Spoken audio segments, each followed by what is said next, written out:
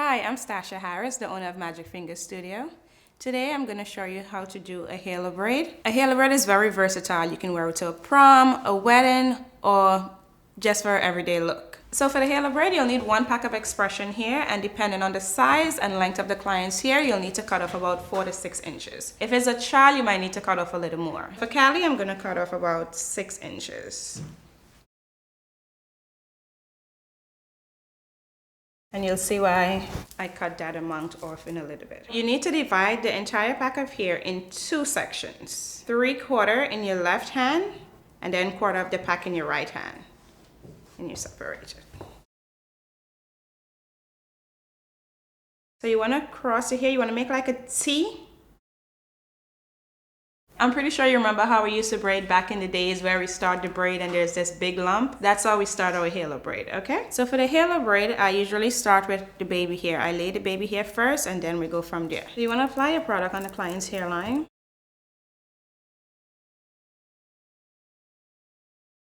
For the baby hair, you're going to comb the hair in the direction in which you want it to go. You want your index finger to follow the comb. You comb the hair and then pass your index finger right behind the comb.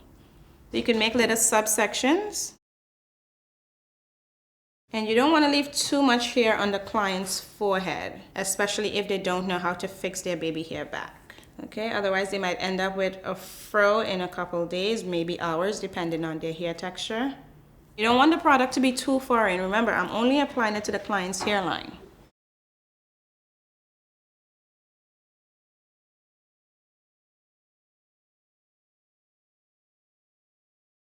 I usually create a subsection to the crown of the client's head, and then you would want to comb the hair in the direction you want it to go in.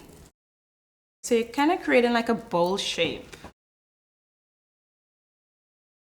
Her hair is natural. All I did, I passed a blow dryer with a comb on the end through a couple times. If you don't, it won't give you that smooth finish. Also explain to your client that if they get their hair wet, it's definitely going to curl in the braid. For the middle section, I do not apply product. Only apply product to the hairline. If the client has shorter hair, you would want to create like a design in the middle. You can just pat off the middle section, do a couple braids, and then you do your halo so it could last them longer. For the braid, I usually start 2 inches behind the ear. Like I said, you're using the full pack of expression here.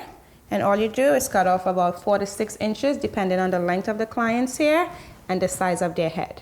You want to grab a good amount of her hair to lock it into the extensions. And you start your braid.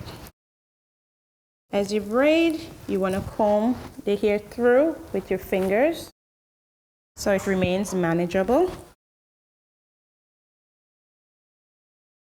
You can also apply product to the client's natural hair so it could blend better with the extensions.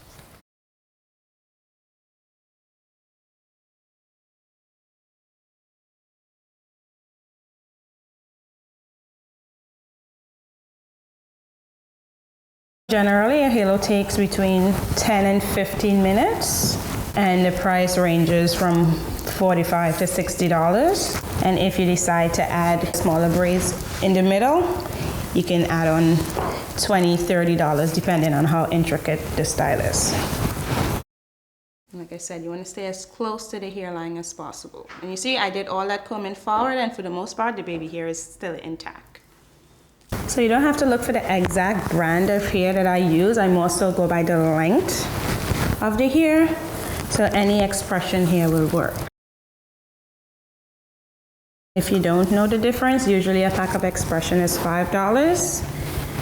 That will give you the length. The other hair, you usually pay like $2 for it. That is too short and it will not work. You'll have to end up feeding in the braids.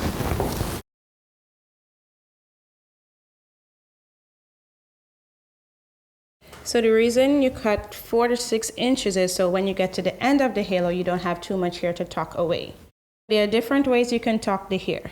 You can try putting it on the bottom and then concealing it under the braid. You can also go from the top and try and tuck it up here. If you cut the right amount, you just fold what's left and you connect it. Okay, but before you connect, you want to secure the piece that you folded, and you'll do so by using a needle and thread. This is called an invisible stitch. You want to insert the needle wherever the thread is coming out from, so you won't see the thread. Okay, so now this piece is secure, it's tucked in, and you do that because if you just leave it in the middle and you connect the braid, that piece of hair wasn't tucked away, so it might stick up on the top or it might be sticking out at the bottom. So you want to make sure you secure this piece before you connect both of them. You're also doing an invisible stitch here to connect them. The thread is here, you want to insert your needle right there and go across. The other option would be to use hairpins, but with hairpins move. So let's say the client has an itch and they itch somewhere, the hairpin can move and then it could stick them and cause discomfort or even hair loss.